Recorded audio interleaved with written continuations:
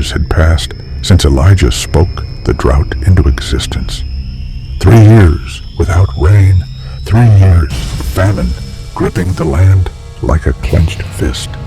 The sky was a sealed vault. The rivers were reduced to whispers. Mothers buried their children. Fathers fell beside withered fields. And still, King Ahab hardened his heart. Still, Queen Jezebel hunted the prophets of Yahweh like prey, staining the land with the blood of the faithful. But then once more, the word of the Lord came. Go, show yourself to Ahab. I will send rain on the land. Elijah, leather-skinned and fire-eyed from his time in the wilderness, rose. He pulled his mantle around him. His spirit, honed by solitude and sharpened by obedience, led him back into the heart of danger to face a king, a queen, and a nation divided.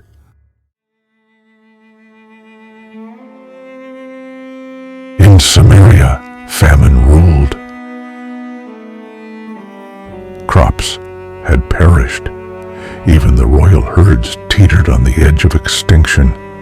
King Ahab summoned Obadiah, his chief steward, a quiet man with a bold heart. While Jezebel massacred the prophets of the Lord, Obadiah had hidden 100 of them in 2 caves.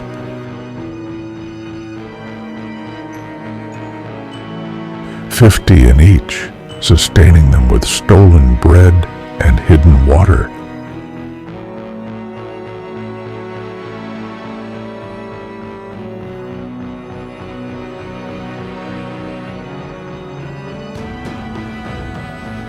His loyalty to Yahweh was a quiet fire in the dark. Ahab ordered, "A search. We must find grass anywhere. We'll split the land. I'll take one road, you the other." As Obadiah walked through the cracked earth, he saw a lone figure approaching.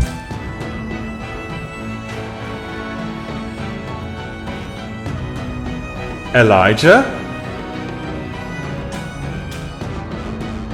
He fell into his knees. Go tell your master, Elijah is here. Obadiah's eyes widened in fear.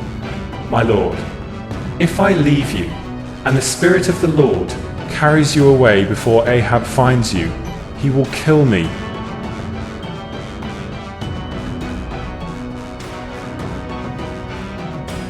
Don't you know what I've done? How I saved 100 prophets, while Jezebel hunted them? I've served the Lord since my youth. And now you ask me to walk to my death?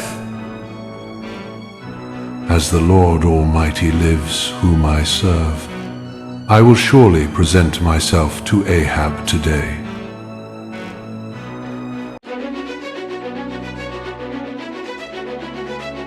Ahab rode to meet Elijah with a storm in his eyes. Dust rose behind his chariot like smoke from a smoldering fire.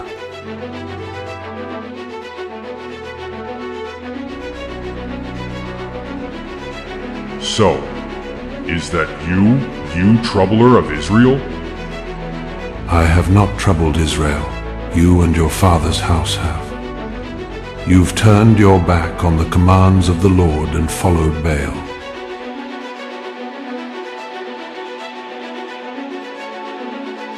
Now summon all of Israel to meet me on Mount Carmel. Bring the 450 prophets of Baal and the 400 prophets of Asherah, those who dine at Jezebel's table.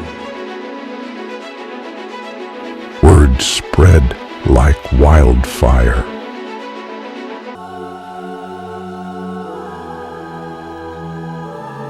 From every corner of the nation, people climbed the rugged slopes of Mount Carmel.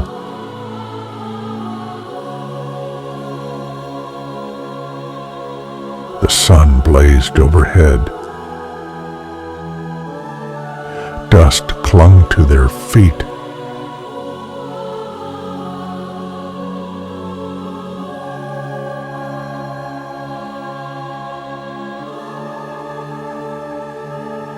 At the summit, 2 altars stood,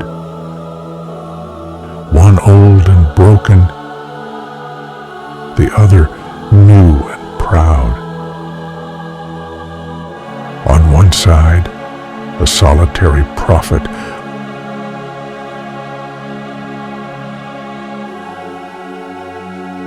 on the other, 450 priests in rich robes and polished charms.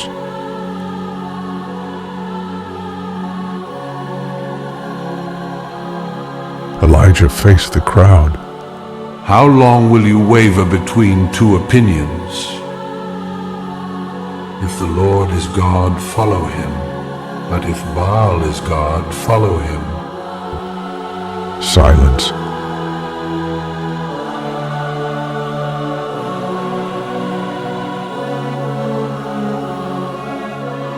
I am the only prophet of the Lord left. But Baal's prophets are many. Bring 2 bulls, let them choose one. They will prepare it. Place it on wood, but not light it. I will do the same. Then call on the name of your God, and I will call on the name of the Lord. The God who answers by fire, he is God. Murmurs turned into shouts of agreement. What you say is good.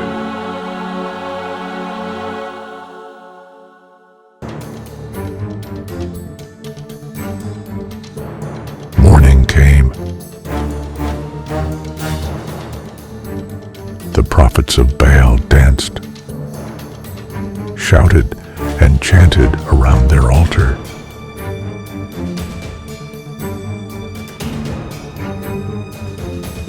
They called out, their voices rising with the sun. Baal, answer us. They chanted. They leapt. They danced. They bled. Hour after hour passed beneath the burning sun. No voice, no answer, no fire. At noon, Elijah stepped forward with a smirk. Shout louder! Surely he is a god. Maybe he's deep in thought, or busy, or traveling, or maybe he is asleep and needs to be awakened. The crowd stirred. Some even laughed. The prophets raged harder, slashing themselves with swords and spears until blood flowed like a ritual river around the altar. Still, nothing. Their God was silent.